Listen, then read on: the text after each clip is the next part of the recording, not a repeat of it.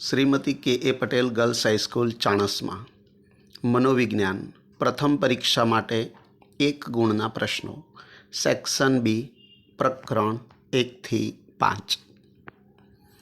प्रश्न 1 संवेदन एटले शुं? संवेदन एटले सभान अवस्था में सर्जातुं एवुं परिवर्तन के जे चेतातंतुओनी असाधारण उत्तेजना मगजमाना संवेदन विस्तार केन्द्रों सुधी पहोंचाडवाथी उत्पन्न थाय छे। दृष्टि संवेदन में शानो समावेश थाय छे? जवाब, दृष्टि संवेदन में आँखनी रचना, तेना आंतरिक अवयवों, मगज सुधी जता विविध चेतातंतुओं अने मगजनो समावेश थाय छे। दृष्टि संवेदन माटे अनिवार्य शरत कई छे? प्रकाशनी हाजरी। ध्याननो आधार कोना पर छे? ध्याननो आधार पसंदगीयुक्त उद्दीपकों परनी एकाग्रता पर छे। प्रत्यक्षीकरण में सामूहिकरणना नियमों मनोविज्ञानना कया संप्रदाये आप्या? जवाब, समष्टिवादी संप्रदाय। कड़वो स्वाद जीभना कया भागथी पारखी शकाय छे? जवाब, जीभना पाछळना मूळना भागथी। संगठन में समीपता एटले शुं? स्थल अने काळनी दृष्टिए परस्पर नजीक गोठवायेला उद्दीपकों संगठित थईने चोक्कस आकार विकसावे छे, तेने समीपता कहे छे। अभिरुचि माटे मैकडूगले कया शब्दनो प्रयोग कर्यो छे? अप्रगट ध्यान। मध्यकर्णना अस्थिओना नाम आपो। 3 अस्थि छे, अथोड़ी, एरण अने पेगड़ू। व्यक्तिना श्रवण संवेदननी सीमा जणावो। 20 થી 20,000 CPS। ઊંડાણના પ્રત્યક્ષીકરણ માટે જવાબદાર સંકેતોના નામ આપો। અનેત્રીય સંકેતો, એકનેત્રીય સંકેતો અને દ્વિનેત્રીય સંકેતો। दृष्टि संवेदन में नेत्रपटीय विषमता कया कारणथी सर्जाय छे? बंने आँखों वच्चे 2 થી 2.5 इंचनु अंतर छे, तेने कारणे। मानव त्वचा में ठंडी, गरमी जेवा संवेदनों शा माटे थाय छे? संवेदनिक कोषों उत्तेजावाथी।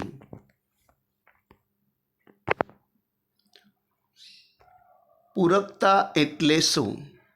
उद्दीपकों वच्चे परस्पर अपूर्णता के खाली जग्या होवा छतां आकृतिने पूर्ण, बंधायेली के अर्थपूर्ण स्वरूप में जोवानुं आपणुं मानसिक वलण एटले पूरकता। आपणे घणी वखत एक लाकड़ी ऊभी करेली होय अने चश्मा होय, एना आधारे आपणे महात्मा गांधीनुं चित्र जोता होईए छीए, ए पूरकता छे। जीवन चक्र दरमियान सजीव केटला प्रकारनुं वर्तन करे छे? कयुं कयुं? तो जीवन चक्र दरमियान सजीव 2 प्रकारनुं वर्तन करे छे, एक साहजिक वर्तन अने बीजू शिक्षित वर्तन। प्रबलन एटले शुं? प्राणीनी सीखेली प्रतिक्रियाने बळवत्तर बनावतुं घटक एटले प्रबलन। पावलोवना प्रयोग में आपणे जोयुं के एमां प्रबलन तरीके खोराकनो उपयोग करवामां आव्यो हतो। उद्दीपक भेदबोधन एटले शुं? उद्दीपक भेदबोधन एटले 2 उद्दीपक वच्चेना तफावतने पारखवो। सीटी मोर्गने आपेली शिक्षणनी व्याख्या आपो। शिक्षण एटले अनुभव अने प्रयत्न के महावराथी वर्तनमां थतो सापेक्ष कायमी फेरफार। प्रयत्न अने भूलना शिक्षण अंगेना प्रयोगों कोणे करेला? थॉर्नडाइके। आ प्रयोग थॉर्नडाइके बिलाड़ी पर करेलो। अनअभिसंधित प्रतिक्रिया एटले शुं? कोईपण प्रकारना अभिसंधान કે શિક્ષણ વિના જોવા મળતી પ્રતિક્રિયાને અનભિસંધિત પ્રતિક્રિયા કહે છે. કારક અભિસંધાનમાં વિલોપનની ક્રિયા ક્યારે જોવા મળે છે? તો સાચી પ્રતિક્રિયા છતાં પ્રબલન આપવાનું સદંતર બંધ કરી દેવામાં આવે ત્યારે વિલોપનની ક્રિયા જોવા મળે છે. આહા અનુભવ કયા શિક્ષણ સાથે સંકળાયેલ છે? આંતરસૂઝ દ્વારા શિક્ષણ. કોહલર કયા સંપ્રદાય સાથે સંકળાયેલ હતા? સમષ્ટિવાદ. કોહલરે ચિમ્પાન્જી પર આંતરસૂઝના પ્રયોગો કયા ટાપુ પર કરેલા? કેનેરી ટાપુ પર. બુદ્ધિ માટે પર્યાય શબ્દો કયા કયા છે? તો બુદ્ધિ માટે અક્કલ, ડાપણ, મેધા, મતિ, વિવેક, શાન, સમજણ વગેરે પર્યાય શબ્દો વપરાય છે. સાર્થ ગુજરાતી જોડણી કોષે આપેલી બુદ્ધિની વ્યાખ્યા આપો. બુદ્ધિ એટલે વસ્તુને જાણવાની, ચિત્તની આકલન કે સમજ શક્તિ. બુદ્ધિ અંગેનો દ્વિઘટક સિદ્ધાંત કોણે આપ્યો? સ્પીયરમેને. જન સમુદાયમાં બુદ્ધિલબ્ધિના વર્ગીકરણના આલેખને અન્ય કયા નામથી ઓળખવામાં આવે છે? સામાન્ય સંભવિતતા આલેખ. કયા પ્રકારની બુદ્ધિમાં અમૂર્ત અને વિશ્લેષણાત્મક રીતે વિચારવાની શક્તિ રહેલી હોય છે? ઘટકીય બુદ્ધિ. ગિલફર્ટે દર્શાવેલ સિદ્ધાંતને કયા નામે ઓળખવામાં આવે છે? ત્રિપરિમાણાત્મક સિદ્ધાંત. ચેતા મનોવૈજ્ઞાનિક દૃષ્ટિકોણને આધારે બુદ્ધિનો સિદ્ધાંત કોણે આપ્યો છે? જેપી દાસે. બુદ્ધિ આંકને બીજા કયા નામે ઓળખવામાં આવે છે? બુદ્ધિ લબ્ધિ. વ્યક્તિગત બુદ્ધિ કસોટી કોને કહે છે? તો જે કસોટી એક સમયે એક જ વ્યક્તિને આપી શકાય તેને વ્યક્તિગત બુદ્ધિ કસોટી કહે છે. અને જો સમૂહ બુદ્ધિ કસોટી પૂછાય તો શું લખવાનું? તો જે કસોટી એક સમયે સમગ્ર સમૂહને આપી શકાય તેને સમૂહ બુદ્ધિ કસોટી કહે છે. શાબ્દિક કસોટી કોને કહે છે? જે કસોટીમાં માત્ર લેખિત પ્રશ્ન હોય અને લેખિતમાં જવાબ આપવાના હોય તેને શાબ્દિક કસોટી કહે છે. આરપીએનનું પૂરું નામ આપો. રેવન્સ પ્રોગ્રેસિવ મેટ્રિક્સ. પ્રતિભા સંપન્ન બાળકનો બુદ્ધિઆંક કેટલો હોય છે? 130 કરતાં વધારે.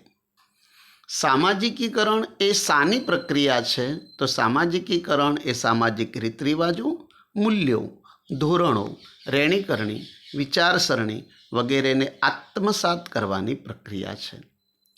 સમૂહ માધ્યમના સાધનોના નામ જણાવો. વર્તમાનપત્ર, ચોપાનિયા, TV, hoarding, internet, mobile, WhatsApp, Facebook વગેરે.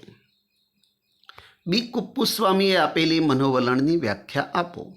મનોવલણ એ અમુક વ્યક્તિ, વસ્તુ કે પરિસ્થિતિ પ્રત્યે વિશિષ્ટ પ્રતિક્રિયા કરવાની સુસંગત, સંપાદિત અને આવેગયુક્ત પૂર્વવૃત્તિ છે. મનોવલણ ઘડતરને અસર કરતા ઘટકો જણાવો. કુટુંબ, સામાજિકીકરણ, સંચાર માધ્યમો અને પ્રત્યક્ષ અનુભવો. મનોવલણ પરિવર્તનની રીતો જણાવો. શિક્ષણ, પ્રચાર, જૂથ ચર્ચા અને કાયદાઓ.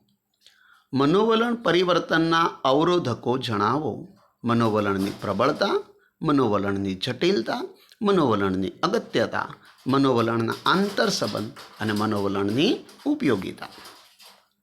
પૂર્વગ્રહ એટલે શું? પૂર્વગ્રહ એટલે ઉતાવળિયો અને પૂરતી તપાસ કર્યા વિના સ્વીકારવામાં આવેલો અભિપ્રાય કે નિર્ણય. આ વ્યાખ્યા ઓકબર્ને આપી છે. શિક્ષણનું પુનર્ગઠન એટલે શું? શિક્ષણનું પુનર્ગઠન એટલે શિક્ષણ અને શિક્ષણની રીતમાં પરિવર્તન. યૌક્તિકીકરણ એટલે શું? યૌક્તિકીકરણ એટલે ખોટા ઉપસાવી કાઢેલા બહાના બનાવવાની પ્રયુક્તિ. દાખલા તરીકે પરીક્ષામાં નાપાસ થયેલ વિદ્યાર્થી પેપર સેટર કે શિક્ષકનો દોષ કાઢે છે. અંગ્રેજી શબ્દ સ્ટ્રેસનો અર્થ જણાવો. ભૌતિક પદાર્થ પર લગાડેલ બાહ્ય બળ. મનોભારજન્ય પરિસ્થિતિમાં વ્યક્તિની પ્રતિક્રિયા કેવી હોય છે? લડો અથવા ભાગી છૂટો. રિચાર્ડ લેજારસે કયા સંદર્ભે પોતાના વિચારો રજૂ કર્યા છે? વિચાર અને લાગણીના સંદર્ભે. મનોભારક કોને કહેવાય? મનોભાર ઉત્પન્ન કરતા વિવિધ આંતરિક અને બાહ્ય ઉદ્દીપકોના સમૂહને મનોભારક કહે છે. સામાજિક સંસાધનો એટલે શું? સામાજિક આધાર, કુટુંબ, સ્વજનો, જ્ઞાતિમંડળ તરફથી મળતી સહાય, વ્યાવસાયિક સહાય વગેરે સામાજિક સંસાધનો છે. મનોભાર માટે સામે આપવામાં આવતી શારીરિક પ્રતિક્રિયાનું ઉદ્ગમ સ્થાન કયું છે? હાઇપોથેલેમસ. હળવા મનોભારમાં વ્યક્તિનું પ્રેરિત વર્તન કેવું હોય છે? તો ખાવું, જાતીય વર્તન કરવું, આક્રમક બનવું વગેરે. મનોશારીરિક રોગો એટલે શું? તો મનોશારીરિક રોગો એટલે માનસિક કારણોસર ઊભા થતા શારીરિક રોગો. દાખલા તરીકે ડાયાબિટીસ કારણ માનસિક હોય અને રોગ શારીરિક હોય, એને કહેવાય મનોશારીરિક રોગો. માનસિક સ્વાસ્થ્ય એટલે શું? તો માનસિક સ્વાસ્થ્ય એટલે વ્યક્તિની શારીરિક, માનસિક, સામાજિક અને આધ્યાત્મિક દ્રષ્ટિએ સંપૂર્ણપણે સારાપણાની અવસ્થા.